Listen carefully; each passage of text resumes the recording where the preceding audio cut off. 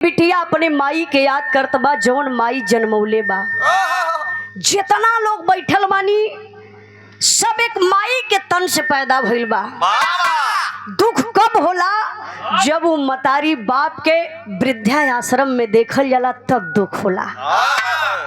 अगर माई जन्म दहले बा तो एक बेटा बेटी पैदा कैले में पिताजी का भी बहुत बड़ा योगदान होला। माई अगर चूल्ह में जरेले तो बाप धूप में जलेला, तब जाकर के बेटी बेटा बड़ा होते हैं। और जब बड़ा हो जाते हैं शादी विवाह हो जाला तो वह बिटिया बेटवा माई बाप के बड़ा तरसावल, बड़ा तड़पावल, बड़ा कल्पावल। अपने नौजवान भाई लोगों से हाथ जोड़ के एक निवेदन करबे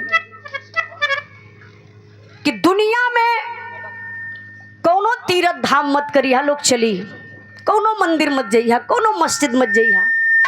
सबसे बड़ा मंदिर आपके घरे बा, आपके माता पिता।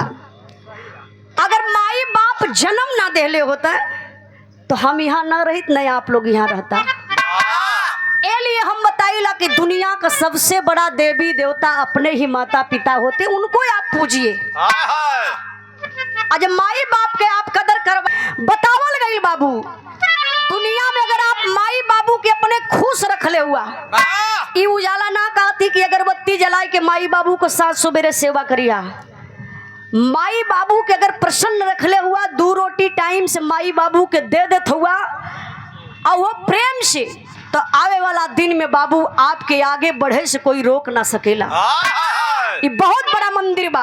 एलिए हम अपने वंदना के माध्यम से अपनी माई के याद करत बनी जो माई जन्मौले बा।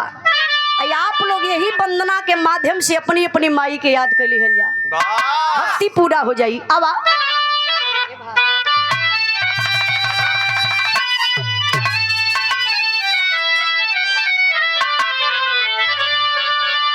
अरे मैया हो,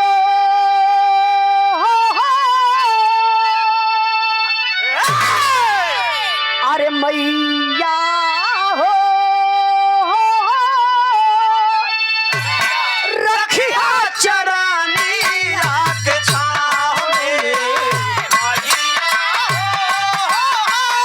रखिया चरनिया के छाव में, रखिया चरनिया के छाव में।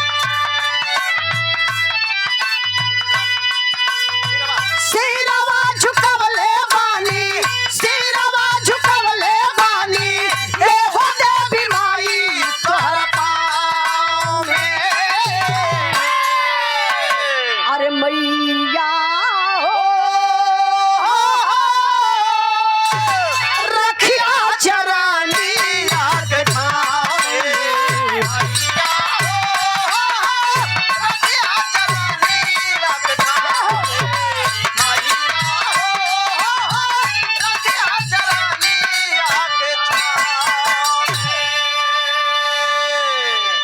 अगले बंद में ही बिटिया माई से बतावो तो बाबा रे हमारे गुरुजी माननीय प्यारे लाल कवि जी बड़ा बढ़िया भाव लिखलन माई के प्रति। एक माई वफादार के तनी बड़ी होले। आप जानते हैं माई बाप का कर्जा आप लोग कबो ना चुका पैबा। माई बाप बचपन से लेकर के जब तक जिंदा रहेंगे तब तक आपकी देख रेख करेंगे, सारी प्रॉपर्टी आपके नाम दे देंगे, जो पैसा रहेगा आप ही लेंगे। लेकिन अगर आप बाप के पैसा देत हुआ कमाए के तो आप लोग हिसाब लेला। बाबू बहन तो 20,000 दहले रही का भयल, लेकिन वो बाप को भी आपसे हिसाब ना लेना कि बेटा तो के पाले पोसे में हमार घर दुआर कुल बिका गयल। जरा सोचिए। एलिए हमारे गुरुजी माननीय प्यारे लाल कवि जी बड़ा बढ़िया भाव लिखत हुन। का लिखलन?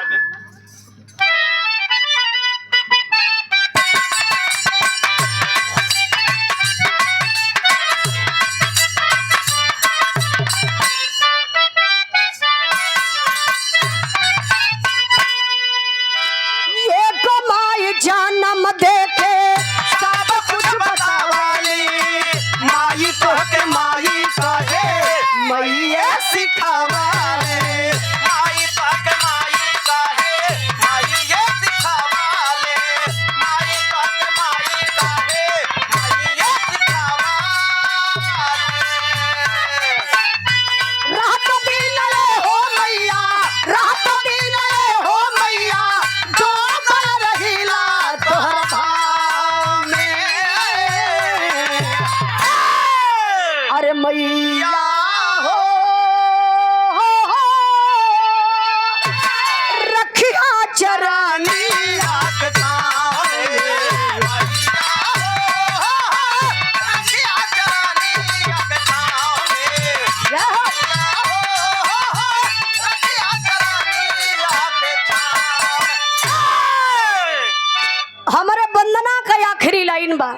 कहना बा मास्टर साहब,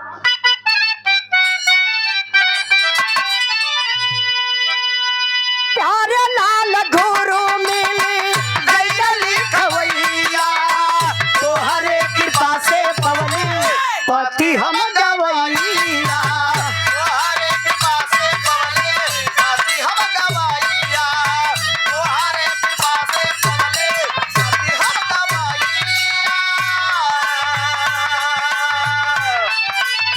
हरदम रखिला मैया, हरदम रखिला मैया, पिताजी गया पाने सुझाव में। अरे मैया हो, रखिया चरनी